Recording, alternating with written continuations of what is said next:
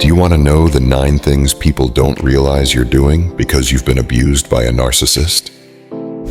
Number 1, constantly doubting your self-worth. Where once you were self-confident and assured, you are now in people-pleasing mode. Your friends and family notice that you are always on edge, doubting your strengths and experiences. You're constantly explaining yourself, deflecting compliments or evading opportunities to shine. You obsess over whether you're worthy, attractive, appealing, or desirable enough. You begin to wonder if you're the one who's toxic and abusive when you start reacting to the abuse. After all, narcissists are prone to projecting their own behavior and calling us narcissists as a defense mechanism. You start to think that you must be the problem if you're being treated in such a horrendous manner. This sort of self-blame is common after abuse, but it is one that is rooted in the effects of trauma, not reality. Number 2, questioning your ability to make the right decisions or perceive reality correctly. Narcissists are masters of warping our reality and inviting us to play in their funhouse, more like torture chamber, of distortions, falsehoods, smoke, and mirrors. When you've been gaslighted for so long into believing that what you're experiencing isn't real, you doubt whether you're even perceiving your own reality correctly. You second-guess your decisions and feel a tremendous amount of conflict about doing what's right for you versus what you've been conditioned to do for the narcissist. You develop a sense of cognitive dissonance, conflicting thoughts and feelings about the toxic relationship, as well as other major facets of your life. Number 3, chasing after toxic people.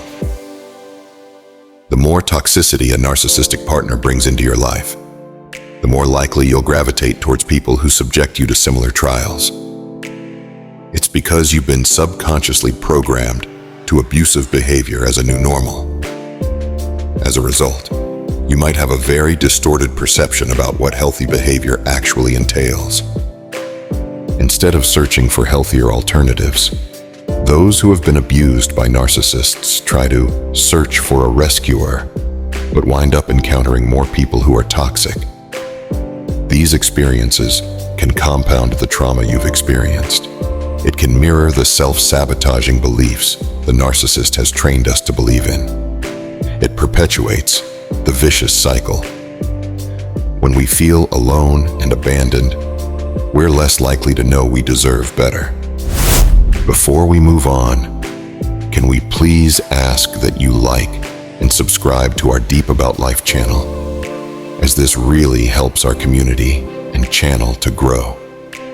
If you click that like and subscribe button, it shows us your support for our channel and community, motivating us to bring you more Deep About Life topics for discussion. Thanks for your support. Number 4, self-sabotaging. Narcissists program you to self-destruct. They subject you to cruel insults, harsh put-downs, subtle sabotage, and taunt you with perceived flaws, manufactured insecurities, and a hyper-focus on your shortcomings. By doing this, they commit covert murder with clean hands. You're so taken aback by their attacks that you suffer from anxiety about your competence, your skill sets, and even your God-given talents. Why? Because the narcissist has convinced you that all your strengths are actually weaknesses. They do this on purpose to rob you of your sense of confidence and independence. Once you believe all the cruel things they say about you, you'll start to sabotage yourself in the areas you naturally flourish in. When you catch yourself sabotaging yourself or engaging in negative self-talk, always ask yourself, do I really believe this about myself? Or is this what the narcissist wants me to believe? Number 5, being people-pleasing and perfectionistic. Every time the narcissist criticized you, they planted seeds of self-doubt, which burgeoned into full-blown insecurities after the relationship ended. You did everything to please your abuser, to gain their approval, or even just a moment of peace from their crazy making. So it's no surprise that when the relationship has ended, the pattern of trying to please people remained. People-pleasing and perfectionism are survival mechanisms that developed early on so that you could try to ward off any form of violence, be it physical or emotional. So long as the abuser approved of you, even just temporarily, you felt in the clear. The challenge in the aftermath is to become the observer of your perfectionistic tendencies, as well as your habit of people-pleasing. Instead of judging these habits, mindfully observe your thoughts and feelings whenever you're tempted to do something that is not authentic to who you really are. Ask yourself, why am I really doing this? What do I think I have to gain? Examine the root of each compulsion as it arises and find a healthier alternative that honors what you really want and what you desire. To start overcoming needless perfectionism, start to self-validate and approve of yourself. When you've done something well, give yourself some healthy praise instead of waiting for someone else to validate it for you. Habits can be hard to break, but new habits can form to replace destructive ones. Number 6, withdrawing from others and isolating yourself. Abusers isolate you, so you begin to isolate yourself as well. The narcissist is so charming and likable that they are able to depict themselves as the sane ones, while they provoke their victims into becoming unhinged. With a perceived lack of support from others, you start to feel as if you have no one there to help you. Your body, mind, and spirit is reeling from the trauma and is trying to process it. Although a period of hibernation is normal after abuse, and sometimes much needed to begin the healing process, don't isolate yourself from professional support or validating people who understand what you're going through. Reach out to those who can help you, those who've been there, and those who have a solid understanding of what narcissistic abuse feels like. Number 7, falling into abuse, amnesia. When the narcissist tells you they miss you, you'll start to romanticize the relationship. When the narcissist shows good behavior, you'll be tempted to fall into abuse amnesia as a coping strategy and rationalize that they were good, upstanding partners all along. You might fall prey to their hoovering attempts to get you back into the abusive relationship. To counter abuse amnesia, it's important to have a list of abusive incidents, or at the very least, behaviors you experienced with this person. This will help you to reconnect to the reality of the abuse and keep you grounded in what you experienced.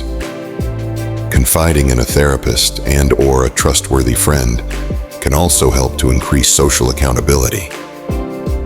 When you find yourself rewriting the abuse, they'll be there to help you get back on track and remind you of what you're not missing out on.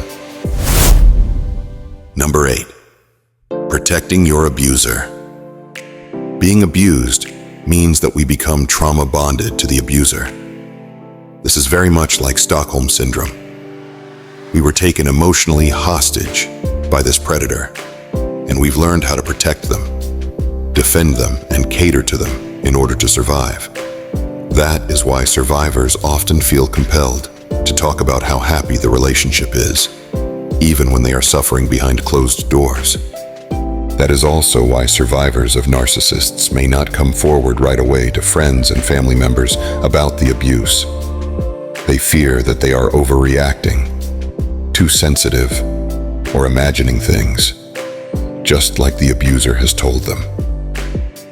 Even after you break free of a narcissist, you might still be prone to protecting the abuser's image at the risk of your own welfare. This can manifest in many different ways, from the major to the minor. You might refuse to cooperate with law enforcement on revealing the details of abuse, or become argumentative with loved ones who call out the abuse for what it is.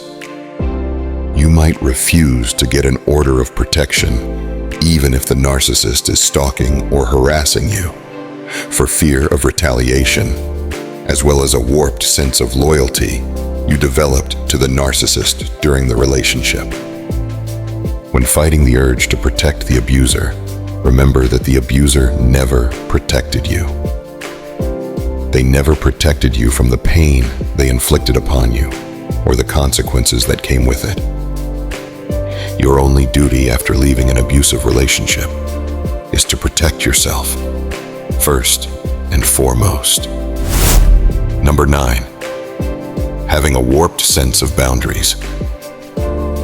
One of the effects of being abused is that our boundaries become extremely malleable. We're more compelled to say yes to things we desperately want to say no to. We've lost our sense of agency and control over our lives, so it takes time to rebuild our boundaries and reclaim our power. It helps to remember your basic human rights after you've been violated. These include the right to say no, the right to protest unfair behavior or mistreatment, and the right to feel angry and express it non-abusively. You can also create a list of emotional and physical boundaries you commit to honoring in the future with any relationship or friendship. These are customized to your needs, can include boundaries like, I don't tolerate anyone lying to me, and I don't respond to threats or ultimatums. Take small steps to practice your new boundaries and follow through with them. When a toxic person tries to put you down, stand up for yourself in whatever way you can, even if it just means walking away from the interaction. Being assertive doesn't always require a grand gesture. It just requires your willingness to prioritize your safety and well-being. When a friend tries to take advantage of you, start calling them out, even if it's just in a polite but firm manner. Start asking yourself every day whether you're doing something to please someone else or because you really want to do it. It takes practice, but you will get there. No matter what you are struggling with now, you can reclaim your life and your power after being abused by a narcissist. In fact, you can thrive. If you haven't already, please like and subscribe for more deep about life topics of content. Thank you, and see you in the next video.